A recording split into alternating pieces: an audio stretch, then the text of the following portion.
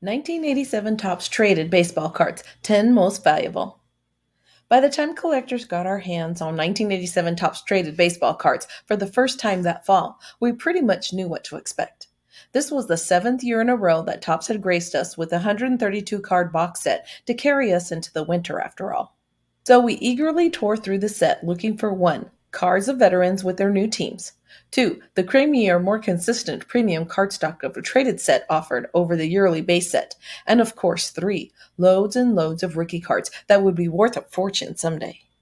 The 1987 year-end set delivered on 2 of those 3 promises, but the rookie crop found it hard to live up to both the 1986 top traded set and the breathtaking run of rookie cards that fueled the 1987 Topps base set all summer long. So we took what we could get and tried to shrug away the disappointment of a weak rookie card class, hoping someone might emerge from the muck someday. As it turns out, there was indeed a few hidden gems among those commons, even if it took a few years for them to make themselves known and for us to discover them. All along the way, of course, 1987 Topps Traded offered up the same iconic wood grain borders that made the base set an iconic hobby classic. Love them or hate them. It was always a good day to flip back through them looking for those breakouts. Today, the most valuable 1987 Topps Traded baseball cards don't look like much of a whiff at all. Here, take a look for yourself. Values reflect actual selling prices for cards in PSA 9 condition. 1987 Topps Traded, Steve Carlton, number 19T. Steve Carlton played for 38 different teams between the end of his Phillies tenure in 1986 and the end of available clubs in 1988. Okay, maybe 38 isn't quite right, but that's not too far off. Lefty hung on and on and on. Here he's hanging on with the Indians, which looks kind of weird, but not as heart-rendering sad as the Giants' monstrosity. Value $7 to $9. 1987 Topps Traded, Ellis Burks, number 14T. Ellis Burks didn't come to the major leagues with the hype of Jose Canseco or Ruben Sierra, and he didn't put the sort of monster numbers that grabbed all the headlines in 1987. But the Red Sox center fielder managed to sort of quietly mash 20 home runs in that rookie season, establishing himself alongside Mike Greenwell as a promising young core for Boston. As Burks slow burned his way into an excellent 18-year career, his 1987 Topps Traded ratcheted steadily up in value to take its rightful place among this group. Value $8 to $10. 1987 Topps Traded, Andre Dawson, number 27T. For as mundane as this headshot of Andre Dawson is, this card stands as sort of a historical milepost. The Hawk had famously found no takers during free agency heading into the 1987 season, a situation for which later was found to be collusion, so he handed the Cubs a blank contract that spring training. They filled in a bargain basement price, and Dawson took his frustration out on National League pitchers to the tune of a league-leading 49 home runs. No doubt this was the turning point in Dawson's march to Cooperstown, and this was the first Topps card to show the Chicago legend in his new duds. Value $7 to $12. 1987 Topps Traded, Reggie Jackson, number 52T. Reggie Jackson came home for the final season in 1987, returning to the Oakland A's, with whom he had begun his Hall of Fame career back in 1967, when they played in Kansas City. And even though everyone knew the 41-year-old was done when the 1987 season ended, Topps broke their usual protocol and issued one final Reggie card. Bully for us. Value $10 to $12. 1987 Topps Traded, Matt Williams, number 129T. Entering the 1987 season, Matt Williams had played all of 72 professional baseball games, none above a single-A level. But the Giants brought the third overall pick from the 1986 draft, UNLV, to the majors in April of 1987 anyway, and though he earned a July demonstration, he was back up for September pennant drive. Overall, Williams' rookie showing was pretty anemic, 188 with 8 home runs and 21 RBI, but it was enough to land him his first Topps card. And that card would become a lot more interesting when Williams finally claimed the Giants' third base job as his own in 1989 and started hitting taters by the bushel. Value $10 to $15. 1987 Topps Traded, David Cohn, number 24T. It took David Cohn most of 6 years to make his way through the Kansas City Royals minor league system, and then no sooner did he finally make it to the majors when, boom, They traded him to the New York Mets in March of 1987.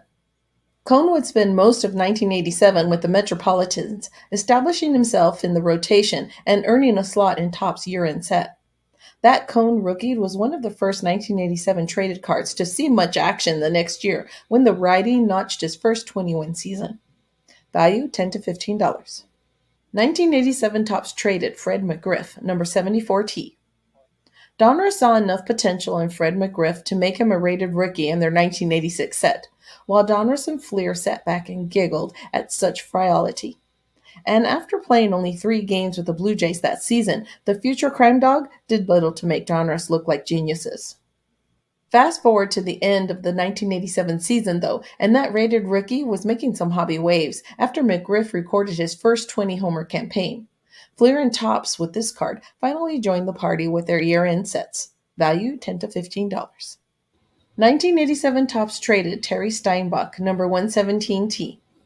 Though both Fleer and Donruss rated rookies thought enough of Terry Steinbach's prospect status to include him in their base 1987 sets after a 6-game cup of coffee in 1986, Topps took a pass. After he put up 16 home runs in 122 games, 107 at catcher, for the burgeoning Bash brothers, though, the new Oakland A's backstop was impossible to ignore.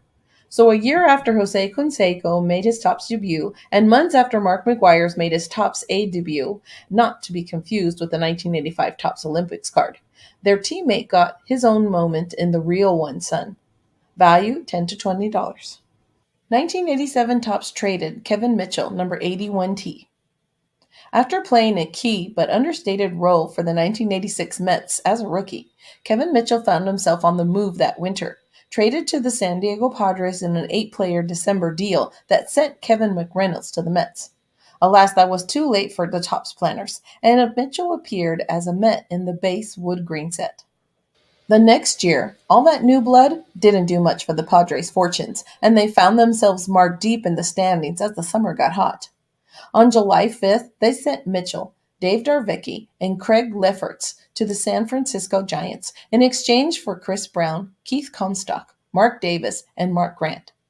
Darvecki and Lefferts both contributed ERAs of about 3.20 down the stretch, while Mitchell cranked out 15 home runs and added 3.0 WAR to San Fran's bottom line. Fourth on the team behind Will Clark, 4.2, Mike Aldrete, 3.4, Bob Brenly, 3.2, and Jose Uribe, 3.0 percentage points ahead. The Giants lost a tight 7-game National League Championship Series to the St. Louis Cardinals that October, but they were back in 1989 when Mitchell was National League MVP. In between, he landed on his first Giants card, which included this close-up shot of the pensive young slugger, who never did get his Topps Padres card. Value $15 to $25. 1987 Topps traded Greg Maddox, number 70T. Greg Maddox wasn't the kind of prospect that made collectors hungry for his rookie cards to hit the market, not in the way that, say, Jose Canseco or Ben McDonald was. It didn't help any that he posted a 2-4 record in his big league debut in 1986, then followed it up with a 6-14 mark in 1987. Throw in a mascara-drawn mustache, and it's no wonder Maddox wasn't able to generate any excitement for his 1987 Topps traded set. Things changed in a hurry in 1988, though, when he went 18-8, his first real step towards becoming one of the greatest pitchers the game has ever seen. And just like that, Maddox's first Topps card rocketed from unknown to the top of the heap. Value $20 to $30. WaxPackGods.com